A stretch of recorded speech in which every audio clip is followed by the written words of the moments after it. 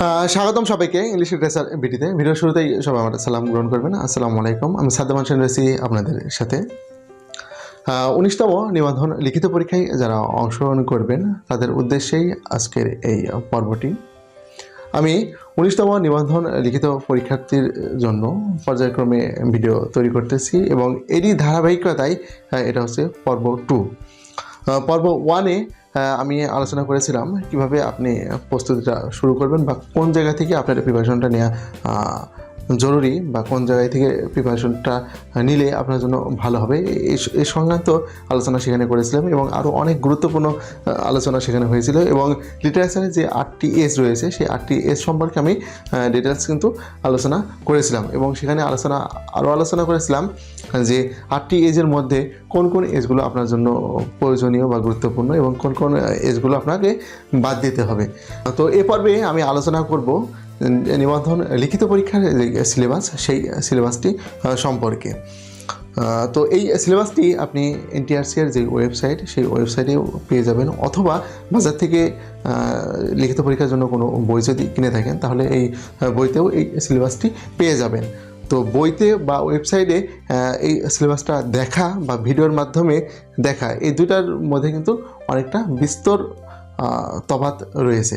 কারণ আপনি বইতে বা ওয়েবসাইটে যখন সিলেবাসটা দেখবেন জাস্ট খালি ওখানে দেখবেন যে কতগুলো লেখা, কিন্তু এই যে ভিডিওর মাধ্যমে যখন দেখবেন তখন কিন্তু মানে এই জিনিসটাকে ব্যাখ্যা আকারে আপনি দেখতে পারবেন। অর্থাৎ এই পর্বটা যদি আপনি সম্পূর্ণ ধৈর্য সহকারে দেখতে পারেন তাহলে এখান থেকে কিন্তু অনেক কিছু আপনি জানতে পারবেন, যেটা আপনার লিখিত পরীক্ষার প্রস্তুতিকে মানে আরও এক ধাপ এগিয়ে নিয়ে যাবে।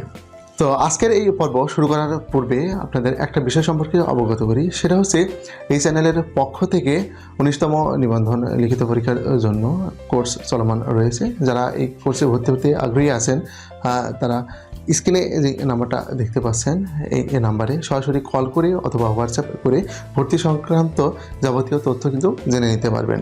এবং এই চ্যানেলের পক্ষ থেকে 18তম নিবন্ধন পরীক্ষার জন্য লিখিত কোর্স এবং ভাইভা কোর্স উভয় কোর্সই সফলভাবে সম্পন্ন করা হয়েছে এবং এখান থেকে অনেক ক্যান্ডিডেট কিন্তু তারা লিখিত পরীক্ষায় উত্তীর্ণ হয়েছে এবং ভাইভা পরীক্ষাও সফলভাবে তারা দিয়েছে। তো আপনারা যারা 19তমর জন্য কোর্সে ভর্তিতে আগ্রহী আছেন তারা দ্রুত মানে কালক্ষেপণ না করে স্ক্রিনে যে নাম্বারটা দেখতে পাচ্ছেন এই নাম্বারে সরাসরি কল করে বা হোয়াটসঅ্যাপ করে বিস্তারিত জেনে নিয়ে দ্রুত ভর্তি হয়ে যান।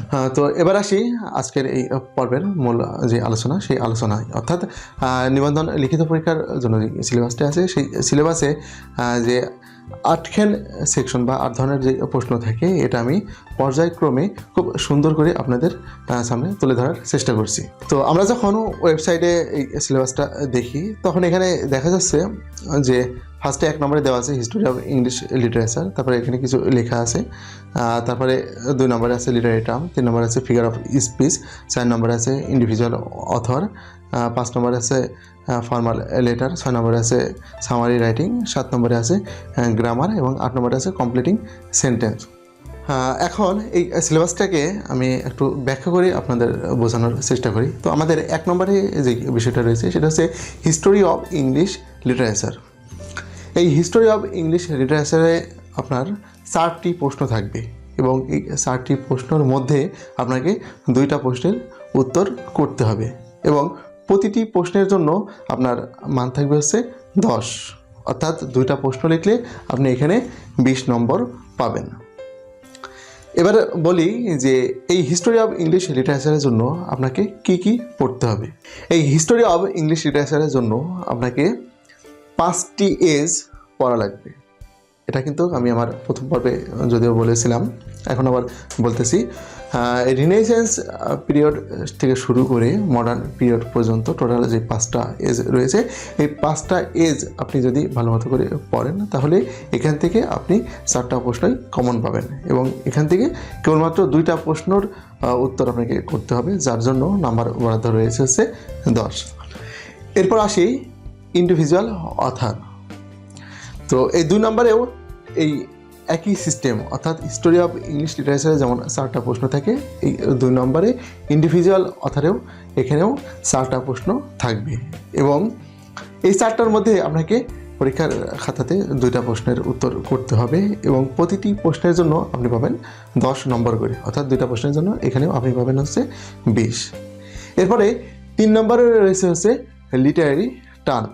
এখানে কতগুলো লিটারারি টার্ম এখানে দেওয়া আছে, যেগুলো হচ্ছে epic, drama, novel, tragedy, comedy, tragicomedy, short story, romance, allegory, ode, ballad, lyric, pastoral poetry, dramatic monologue, elegy, sonnet, mock epic, satire, 3 unities, miracle and morality plays, fable, interlude, soliloquy, poetic justice and সর্বশেষ parable. অর্থাৎ এখানে এই যে Literary টার্মের কথা বললাম, এখান থেকে আপনি 8টি লিটারারি টার্ম পরীক্ষাতে পাবেন, অর্থাৎ 8টি লিটারারি টার্ম পরীক্ষাতে আসবে, যার মধ্যে আপনাকে উত্তর করতে হবে কেবলমাত্র 4টি এবং প্রতিটি প্রশ্নের জন্য অর্থাৎ প্রতিটি লিটারারি টার্মের জন্য আপনি পাবেন 5 নম্বর।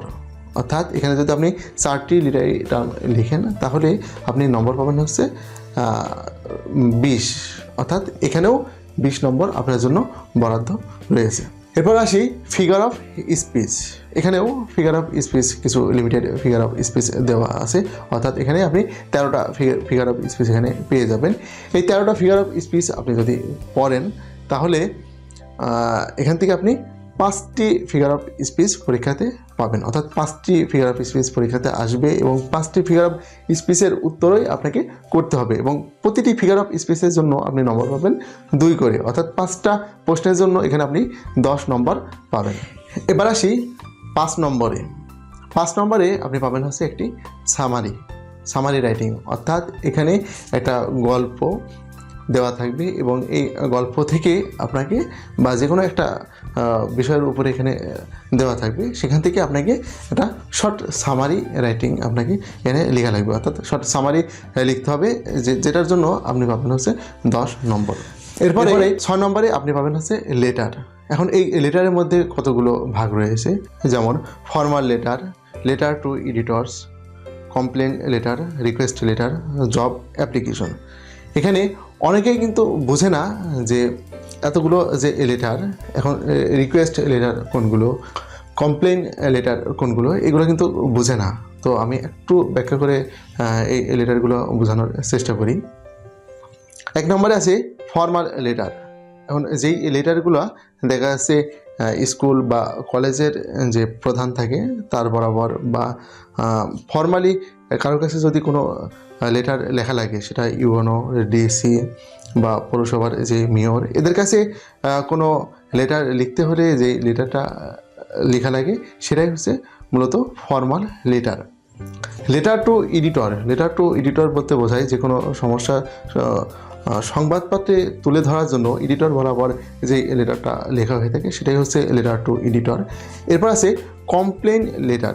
এখন কমপ্লেন লেটারটা কি? কমপ্লেন লেটারটা হচ্ছে, সাপোজ আপনি দেখাচ্ছে কোনো লাইব্রেরি থেকে একটা বই কিনছেন, এখন এই বইয়ের কতগুলো পৃষ্ঠা ছিঁড়া অথবা পৃষ্ঠা নেই, এখন এই বইটা সম্পর্কে কমপ্লেন করে আপনি সেখানে একটা চিঠি লিখতে পারেন, সেটা কমপ্লেন লেটার হতে পারে। অথবা কোনো আপনি একটা স্টলে গেছেন বা একটা শপে গেছেন, কেউ একজন মিসবিহেভ আপনার সাথে করছে, এক্ষেত্রে আপনি যদি সেই দোকানদারের যে প্রধান বা ম্যানেজার তার বরাবর যদি কোনো লেটার লেখেন তাহলে এটাও কিন্তু কমপ্লেন লেটার হবে। এরপরে যেটা রয়েছে সেটা হচ্ছে রিকোয়েস্ট লেটার। তো রিকোয়েস্ট লেটার বলতে বোঝাই মূলত হয়তো আপনি কোথাও একটা বইয়ের অর্ডার করছেন বা কোনো জিনিসের একটা অর্ডার করছেন, এ সংক্রান্ত লেটারগুলো হচ্ছে মূলত রিকোয়েস্ট লেটার। এরপর আছে জব অ্যাপ্লিকেশন, অর্থাৎ চাকরির জন্য আপনি যেই লেটারটা লিখবেন সেটাই হচ্ছে জব অ্যাপ্লিকেশন। এই জব অ্যাপ্লিকেশন সম্পর্কে কারোর কোনো সমস্যা থাকার কথা না, কারণ আমরা জব অ্যাপ্লিকেশন সম্পর্কে মোটামুটি সবাই অবগত আছি। তো এই ছিল হচ্ছে 6 নম্বরে যে লেটার সংক্রান্ত আলোচনা, সেই লেটার। আর এছাড়াও একটা লেটার রয়েছে, সেটা হচ্ছে পার্সোনাল লেটার, অর্থাৎ বন্ধুবান্ধব বা আত্মীয় স্বজন ফ্যামিলির কারোর কাছে যদি কোনো লেটার লেখা লাগে সেটা হচ্ছে পার্সোনাল লেটার, সেটা এই লিখিত পরীক্ষার জন্য মূলত খুব কম এসে থাকে। তো এটার দিকে একটু ফোকাস কম দিতে হবে। মূলত এতক্ষণ যে লেটারগুলো নিয়ে আলোচনা করা হলো বা সিলেবাসে যেগুলো দেওয়া আছে সেই বিষয়গুলো নিয়ে পড়তে হবে মূলত, তাহলে আপনি এখান থেকে 100% পরীক্ষাতে কমন পাবেন। এরপরে 7 নম্বরে রয়েছে হচ্ছে চেঞ্জিং ওয়ার্ড।